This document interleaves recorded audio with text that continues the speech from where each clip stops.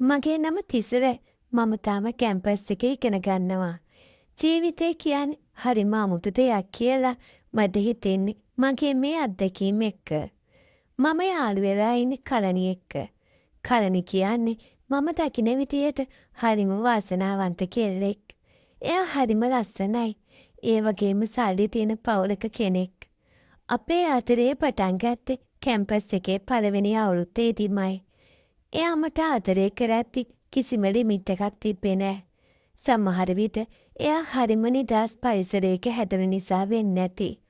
තිසුර අද අපි කොහේ හරි යමුද? මට ඔයාව ටික නිදහසේ හම්බ වෙන්න ඕනේ.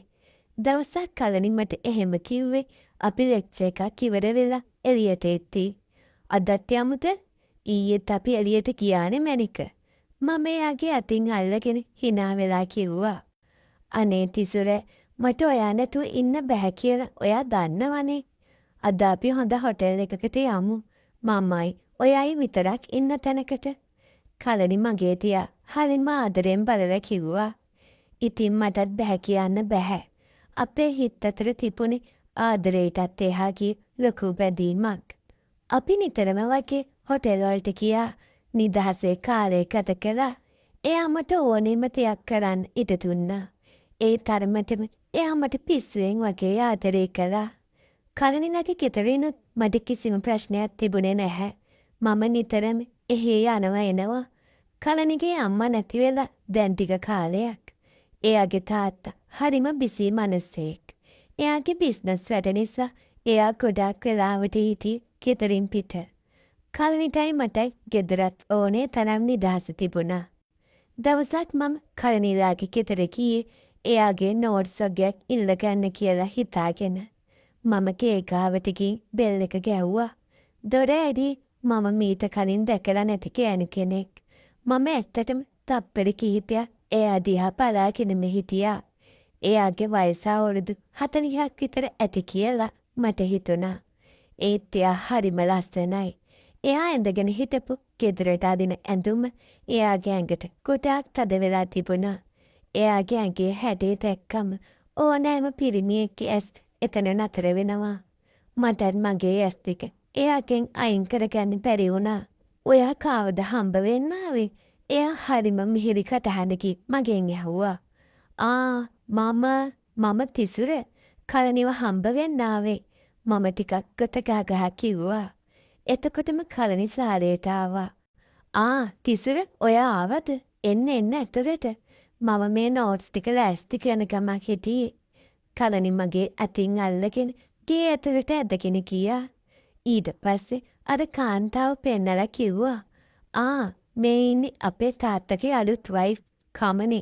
කමනි අම්මේ අපිට බොන්න මොනවා හරි රූම් එකට එවන්නකෝ. මම හරිම පුදුම වුණා. මම හිතුවේ නැහැ ඒ කලණිගේ කුඩම්ම වෙයි කියලා. එයා ඒ තරමටම ලස්සනයි. තරුණයි. කමනි hina වෙලා කුස්සිය පැත්තට ගියා. මම කලණි එක්ක කාමරේට ගිය මගේ හිත තිබුණේ එළියේ. කලණි තාත්තා කවද්ද මෙයාව මැරි කළේ? මම දැනගෙන හිටියේ නැහනේ. මම කාමරේට ගිය ගමන් ඇහුවා. ඒක ටිකක් හදිස්සියේ වුණේ තිසර. තාත්තට තනියම ඉන්න බැරි නිසා මැරි කළා. කමනි අම්මා හරිම හොඳයි. මටත් කිසිම කරදරයක් නැහැ. කලණි නෝට්ස් ටික මට දෙන ගමන් කිව්වා. අපි ටික වෙලාවක් කාමරේ කතා කරගෙන හිටියා. ඒ අතරතුර කමනි අපිට ජූස් එකක් අරගෙන ආවා. එයා කාමරේට එද්දි මම දැක්කේ එයාගේ ඇඟේ ලස්සන තවත් කැඩියෙන්. එයා නැමිලා වීදුරු දෙක තියද්දි මගේ හිතට මොකක්ද අමුතු හැඟීමක් ආවා. මට මගේ හිත පාලනය කරගන්න අමාරු වුණා. මම නෝට්ස් ටිකත් අරගෙන එදා ගෙදර ආවේ කුඩම්ම ගැන දහසක් දේවල් හිතමි. එයාගේ හැඩකාර ඇඟ මගේ හිතේ තදින්ම ඇඳිලා තිබුණා. පිරිමියෙක් විදිහට මට ඒක අමතක කරන්න බැරි වුණා. කලණිගේ තාත්තා මේ වයසට ගිහිල්ලත් ඇයි මෙච්චර තරුණ කෙනෙක් බැන්ද කියලා මට එදා තේරුණා. ඊට පස්සේ දවස් කිහිපයක් මම හිටියේ මාරම අසහනයකින්. මට හැම තිස්සෙම මතක් වුණේ කමනිව. දවසක් මම දැනගත්තා කලණි කැම්පස් එකේ වැඩ වගේකට එළියට යනවා කියලා. මම හිතාගත්තා එතට එහෙ යන්න. මට ඕනේ වුණේ කමනි එක ටිකක් කතා කරන්න. එයාගේ ලස්සන තනියම බලන්න. මම එදා කලනිලාගේ ගෙදර ගියේ දවල් වෙලාවක. මම බෙල් එක ගැහුවම දොර ඇරේ කමනි. හැබැයි එදා එයා හිටපු විදිය දැකලා මගේ මුළු ඇඟම ගල් වුණා. එයා නාල තුවායක් විතරක් ඇඟේ පටලවාගෙන හිටියේ. එයාගේ තෙත කොණ්ඩේ පිටමැදට වැටිලා තිබුණා. තුවායට උඩින් පෙනෙන එයාගේ සුදු පාට ඇඟ මාව පිස්සු වැට්ටුවා.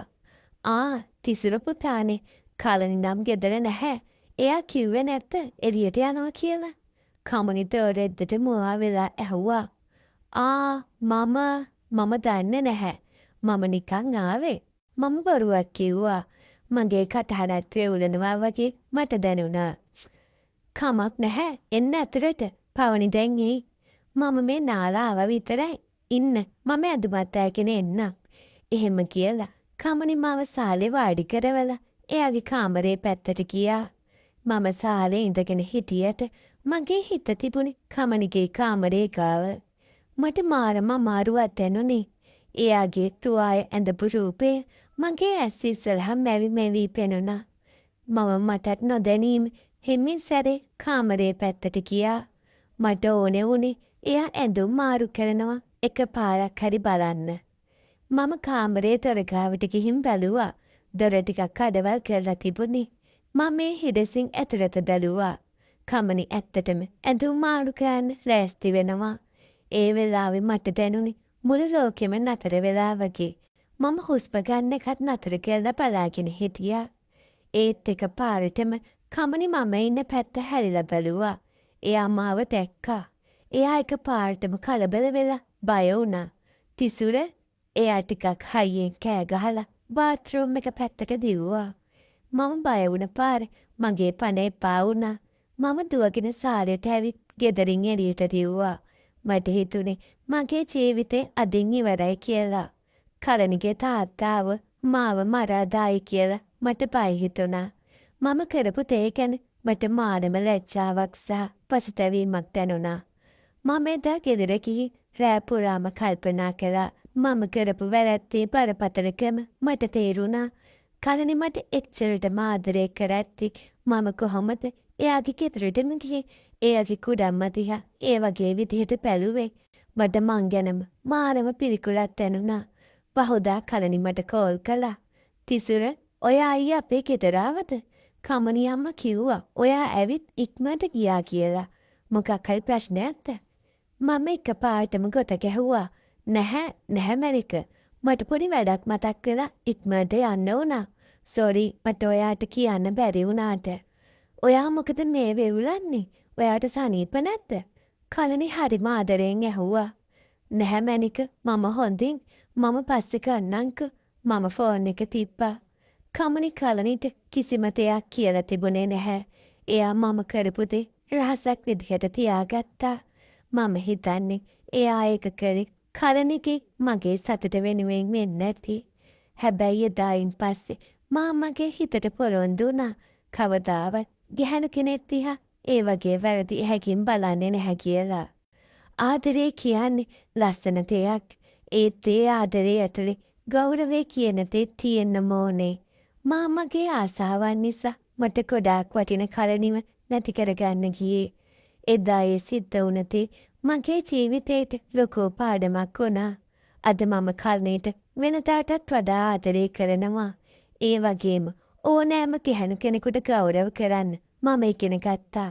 සමහර වැරදි අපේ ජීවිතය ගැන ලොකු අවබෝධයක් ලබා දෙනවා. මගේ මේ අත්දැකීම ඒ වගේ එකක්.